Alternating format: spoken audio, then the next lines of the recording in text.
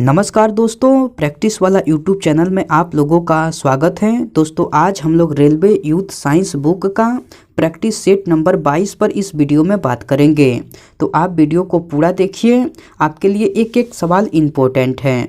दोस्तों आपके एग्जाम में इस वीडियो से सेम टू सेम सवाल देखने को मिलेगा, तो आप एक एक सवाल का इम्पोर्टेंट समझिए और अच्छे से तैयारी कीजिए। ओके दोस्तों, चलिए हम लोग डायरेक्ट क्वेश्चन देख लेते हैं। नेक्स्ट क्वेश्चन 1 नंबर कह रहा है कि मनुष्यों के लिए ध्वनि की श्रव्य सीमा लगभग डैश तक होती है। 4 ऑप्शन दिया गया है, इनमें से आपको चुनकर बताना है कि मनुष्यों के लिए ध्वनि की श्रव्य सीमा लगभग डैश तक होती है। तो आपको 20 हर्ज से 20,000 हर्ज तक होती है। कितनी होती हैं? तो आपको 20 हर्ज से 20,000 हर्ज तक होती हैं। ऑप्शन सी जो है बिल्कुल सही उत्तर हो जाएगा। दोस्तों यह क्वेश्चन कितना बार पूछा गया है आपको यहाँ से पता चल जा रहा होगा। ओके, चलिए नेक्स्ट क्वेश्चन देख लेते हैं।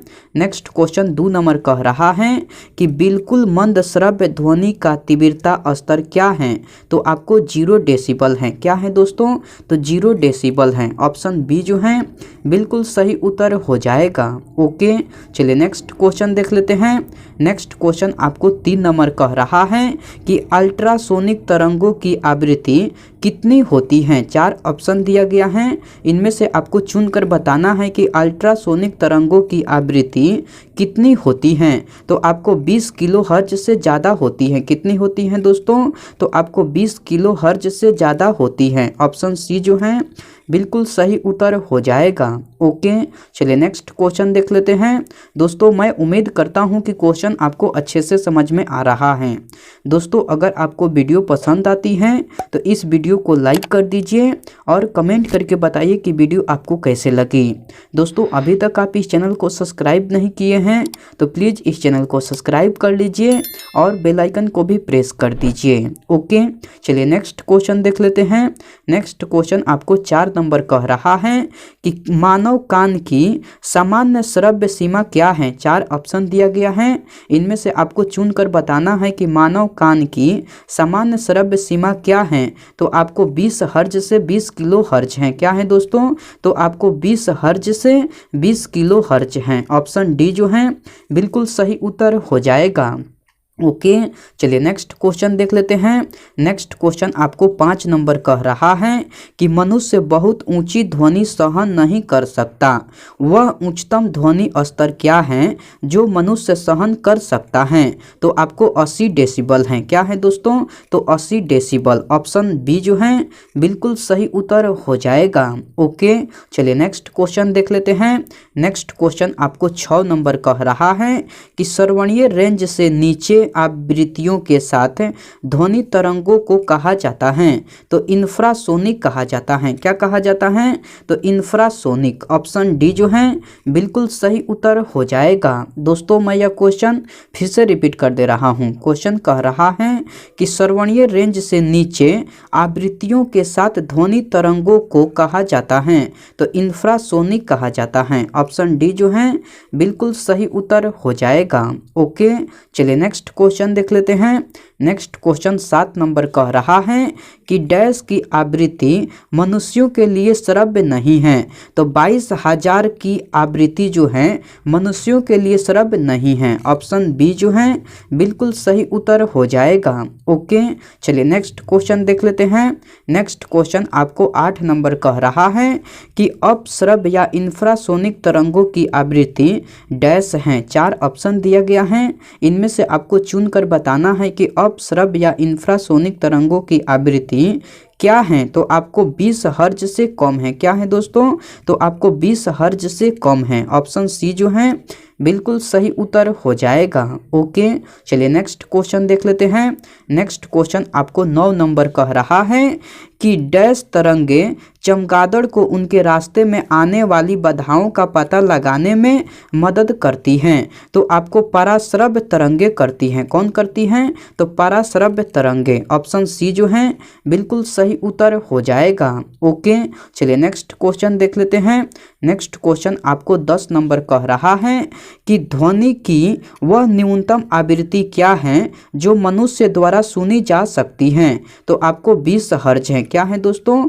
तो 20 हर्ट्ज हैं। ऑप्शन डी जो है बिल्कुल सही उत्तर हो जाएगा। ओके, चलिए नेक्स्ट क्वेश्चन देख लेते हैं। नेक्स्ट क्वेश्चन आपको 11 नंबर कह रहा है कि एक अल्ट्रासोनिक ध्वनि तरंग की आवृत्ति डैश से भी अधिक होती है। तो आपको 20,000 हर्ज से भी अधिक होती हैं। किससे अधिक होती हैं? तो आपको 20,000 हर्ज से भी अधिक होती हैं। ऑप्शन डी जो है बिल्कुल सही उत्तर हो जाएगा। ओके, चलिए नेक्स्ट क्वेश्चन देख लेते हैं। नेक्स्ट क्वेश्चन आपको 12 नंबर कह रहा है कि हवा में ध्वनि की गति से अधिक गति डैश रूप में जानी जाती है। तो सुपरसोनिक के रूप में जानी जाती है। किस रूप में जानी जाती है? तो सुपरसोनिक के रूप में। ऑप्शन ए जो है बिल्कुल सही उत्तर हो जाएगा। ओके, चलिए नेक्स्ट क्वेश्चन देख लेते हैं। नेक्स्ट क्वेश्चन आपको 13 नंबर कह रहा है कि ध्वनि की गति पर दबाव का क्या प्रभाव पड़ता है? तो ध्वनि की गति दबाव से प्रभावित नहीं होती है। ध्वनि की गति पर दबाव का क्या प्रभाव पड़ता है? तो ध्वनि की गति दबाव से प्रभावित नहीं होती है। ऑप्शन सी जो है बिल्कुल सही उत्तर हो जाएगा। ओके, चलिए नेक्स्ट क्वेश्चन देख लेते हैं। नेक्स्ट क्वेश्चन आपको 14 नंबर कह रहा है कि हवा में ध्वनि की चाल कितनी होती है? 4 ऑप्शन दिया गया है, इनमें से आपको चुनकर बताना है कि हवा में ध्वनि की चाल कितनी होती हैं। तो आपको 332 मीटर पर सेकेंड होती हैं। कितनी होती हैं दोस्तों? तो 332 मीटर पर सेकेंड। ऑप्शन सी जो है बिल्कुल सही उत्तर हो जाएगा। ओके, चलिए नेक्स्ट क्वेश्चन देख लेते हैं। नेक्स्ट क्वेश्चन आपको 15 नंबर कह रहा है कि वायु में ध्वनि की चाल ज्ञात करें। वायु में ध्वनि की चाल जो है आपको 332 मीटर पर सेकेंड होती हैं। ऑप्शन ए जो है बिल्कुल सही उत्तर हो जाएगा। ओके, चलिए नेक्स्ट क्वेश्चन देख लेते हैं। नेक्स्ट क्वेश्चन आपको 16 नंबर कह रहा है कि वायु में 0 डिग्री सेल्सियस तापमान पर ध्वनि की गति होगी। 4 ऑप्शन दिया गया है, इनमें से आपको चुनकर बताना है कि वायु में 0 डिग्री सेल्सियस तापमान पर ध्वनि की गति होगी। तो 332 मीटर प्रति सेकेंड होगी। कितनी होगी दोस्तों? तो 332 मीटर प्रति सेकेंड। ऑप्शन ए जो है बिल्कुल सही उत्तर हो जाएगा। ओके, चलिए नेक्स्ट क्वेश्चन देख लेते हैं। नेक्स्ट क्वेश्चन आपको 17 नंबर कह रहा है कि निम्नलिखित में से कौन सा कथन सत्य है? ध्वनि का वेग होता है। तो ध्वनि का वेग जो है आपको सर्दियों की तुलना में गर्मियों में अधिक होता है। ध्वनि का वेग जो है आपको सर्दियों की तुलना में गर्मियों में अधिक होता है। ऑप्शन डी जो है बिल्कुल सही उत्तर हो जाएगा। ओके, चलिए नेक्स्ट क्वेश्चन देख लेते हैं। नेक्स्ट क्वेश्चन आपको 18 नंबर कह रहा है कि डैश एक माध्यम में ध्वनि की गति निर्धारित करता है। 4 ऑप्शन दिया गया है, इनमें से आपको चुनकर बताना है कि डैश एक माध्यम में ध्वनि की गति निर्धारित करता है।